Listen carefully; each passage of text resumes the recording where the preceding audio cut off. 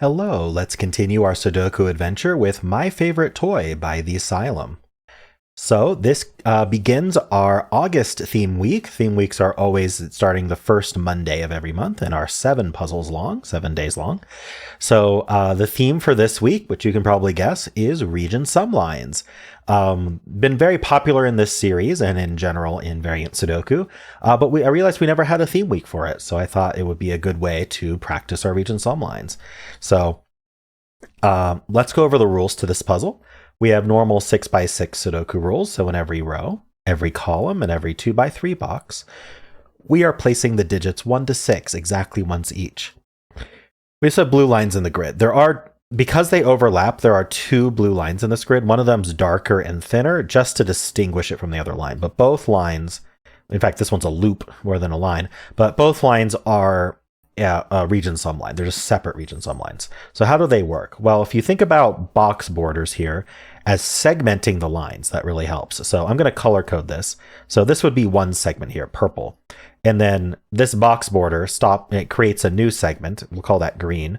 And then this box border starts a new segment. We call that yellow, etc. I mean, then there'd be this one, and then this one, and then this one, right? I try to give a different color to each.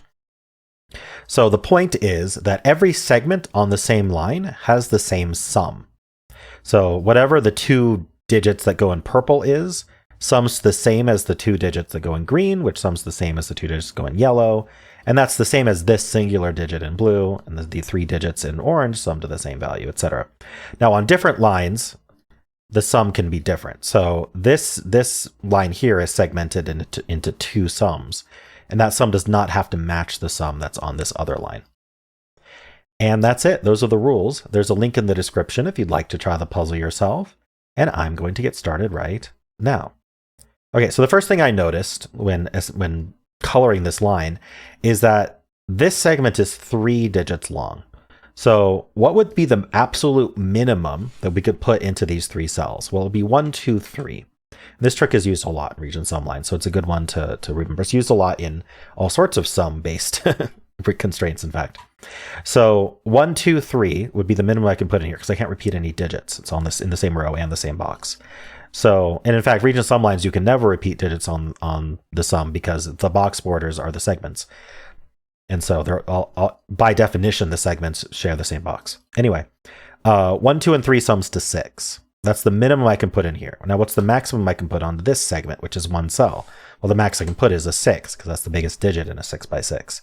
And so if 6 is the biggest digit and also the smallest digit, then that means our sum is 6. And this does have to be 6, and this has to be 1, 2, 3. Now, that does mean that we don't have any 3s on here. These are all 2-length segments. And so they're going to be either 1, 5 or 2, 4. So there's no 6 on them, and there's no 3 on them, which is probably important. We do need a 3 to go in this box somewhere, so it's going to be one of these two. Now let's see here. I can color code these 6 sums because think about it this way. If this was 1, 5, it doesn't matter what order. If this was 1, 5, this cell now can't be 1 or 5. So that's going to force this sum to be 2 plus 4 because this can't be 1 or 5. So how am I going to do 1 plus 5, right? I can't. And so the point is that whatever this sum ends up being, we'll call that green. This sum must be purple, and then this sum must be green, and then this sum must be purple. So we can call these the purple digits and the green digits that add to 6. One thing I'm noticing is that means this is 3, 6 on the outer edge here. These have to be 1, 2, 4, 5, and if you think about it, this has to be a purple one, and this has to be a green one, because there's already 2 greens in this box, and there's already 2 purples in this box. 3, 6 are used up. So this is the purple 1, 2, 4, 5, and this is the green 1, 2, 4, 5. That's pretty neat.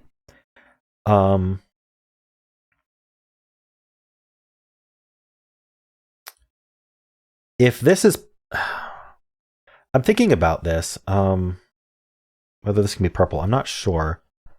There might be something to that, but I'm wondering if there's something a little bit easier to look at. This is a 4, 5 pair. Aha. So, and we know this is green. So remember that these are all from 1, 2, 4, 5, right? That puts the 3, 6 on the outer edge. That gives us the 3 and the 6 here. That gives us 3 and 6 here. But my point is that this is green because we already have 2 purples and the other green. And so if this is the green, this is the higher digit of the two greens. This has to be 4, 5, sorry, 1, 2, and then this is 4, 5. So we're making a little progress there. I'm betting this sum is important, but oh wait, I can put 6 in this box. So let's do as much Sudoku as we can before I'm forced to think about this line. I'm sure it'll help. This is a 4, 5 pair. We know this is a 1, 2 pair. Yeah, I guess this is the higher purple digit. This definitely has to be purple, because if these were both green, that would mean green added to 9. It doesn't. Green adds to 6. So this is the higher 4, 5. That's purple 4, 5. Is there anything else I can do here? We know these two are purple. To go with the 6, I am going to fill 1, 2, 4, 5 there. We know this is 1, 2, 4, 5. And it can't be purple. So this is green. So this is purple. This is the low purple. Oh, right. That we already knew this was the... Oh, we didn't know if it was purple or green. Now we know this has to be purple. So it's the low one. So this is the high purple, making this the low purple. Oh, we knew that too. I just didn't notice. This is 6 for the column. 6s are done. I wonder if we can... No, we can't really finish 3s, can we? Okay. Well, in this row, we need... Because of the roping, right? We need 2 greens and a 3, right? Where do the greens and the 3 go up here?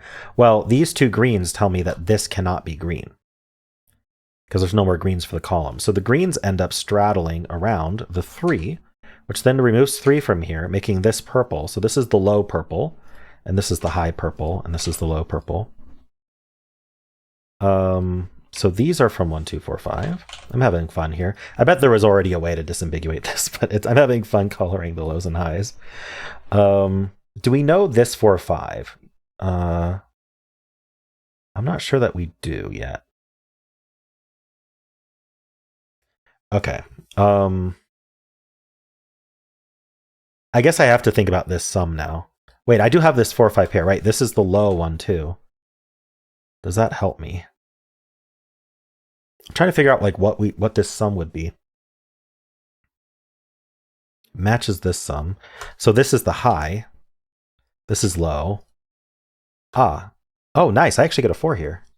Why can't this be 5? Maybe I just typoed. I think I probably just typoed and didn't put a 5 in there. It's like, how did I possibly eliminate a 5 there? And the answer is I didn't. Oh, but it can't be 1, 2. So this is 4, 5. Okay. Can I do more with this? Well, one thing I can say is there's no way this is 1, 2. Because if this was the low purple, this would add to 3, and there's no way this is adding to 3 with a 4, 5. So this has to be 4, 5. This is 1, 2. This is 4, 5. That makes this the green 4, 5, because it can't be the purple 4, 5 anymore, meaning this is green 1, 2. This is green 4, 5. All right, I think we've distinguished our lows and highs now for all the colored cells. Okay, so